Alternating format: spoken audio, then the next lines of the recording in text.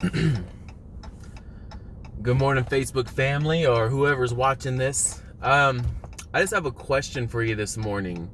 Are you living with the what was, the what is, or what you're hoping for? Because those are three different ways of living. It really is. So, the what was your past relationship, your past marriage, your past, your job, your past season of what you went through. Whether it was a good season, a bad season, a horrible season, a miserable season, whatever the season may be, are you living in that? The next question was, are you living with what is? Are you settling with where you're at? Are you settling with the current state of your finances? Are you, living in the current state of your marriage where you were hoping it was going to be somewhere further? Or, man, I feel like we've been here before. Or why are we still stuck in this position? Why haven't we had our breakthrough yet? Why haven't we had what we've been praying for yet? Or financially, I haven't had the promotion that I was hoping for. I haven't had haven't paid off this bill. Or why do I feel like I'm just living check to check? Are you living with or my children? Why haven't my son or my daughter, why haven't they broke this habit or this behavior? Just what, or even just in family in general, the what is. So the biggest thing next is, are you living what you're hoping for? So here's where your faith comes in.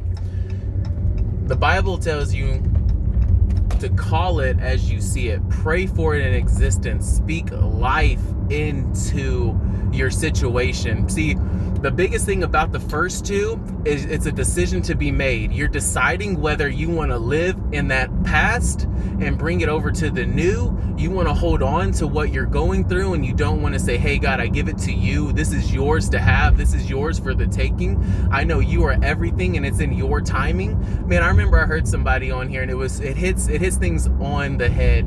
He was just saying that he was going through something. He was praying. He wanted to break through, and it took 1.5 years for it to come to pass. The funny thing is, God doesn't tell you the timetable. It's his timetable. God works in reverse. He works the end of the season back to the beginning of the season that you're going through, because he's already placed everything for you to have the breakthrough. You just need to lean on him.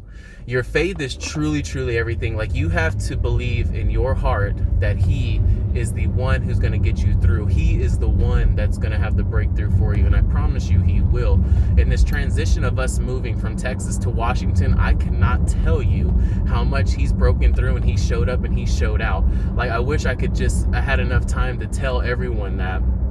And I probably will over the time that I'm going to post more videos. But you have to live it as you want it. You can't say, like, for example, my son, I love him to death. We have good mornings, we have bad mornings, oh my gosh, I wish it was like this every morning. Man, he was so good. He's gonna go through things. He's 7, he's learning, he's growing, and he is who he is. But I pray to God that we'll have our breakthrough, that things will get easier, and I believe that, and I know it will. I just know he's at an age where he is, and I know a lot of people can relate.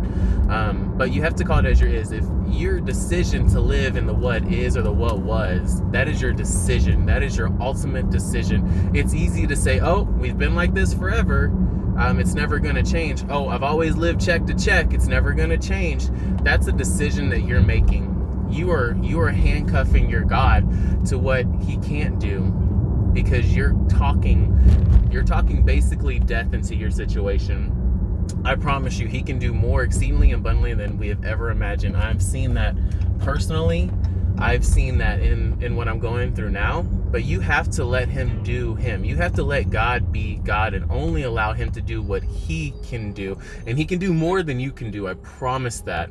I promise 100%, because he's done more than my ability could ever. You just have to take yourself out. But the whole moral of this message is basically stop living.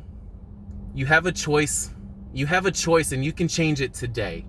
You can either say, okay, I'm going to continue to live how I'm living and the current state of my finances, my marriage, my children, just where I personally am, or you can say, you know what, God, I'm calling life into my marriage. I'm calling life into my relationship. I'm calling life to a husband or a wife I'm looking for. I'm not going to allow my past or even anything in your current marriage that would be considered the past in your current marriage to affect the now.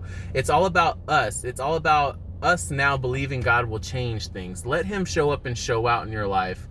And I promise you things will change. You have to, one, believe it in your heart.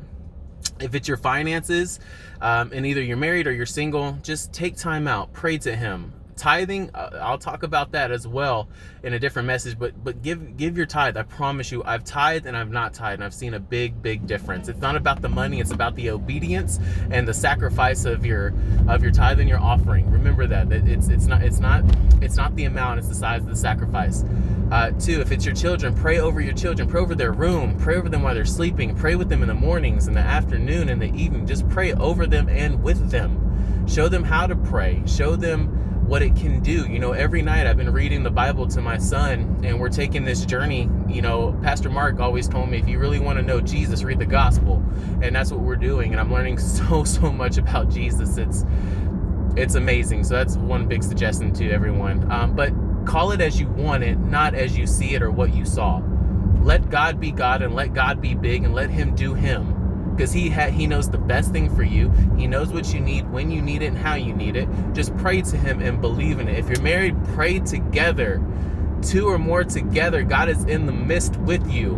And it's powerful when a couple prays together than individually. So pray together. But I promise you, my message this morning is, don't live in the past. Don't live in the what was or the what is. Live into what you're calling it for, whether you're in a good season or a bad season. Give God the praise.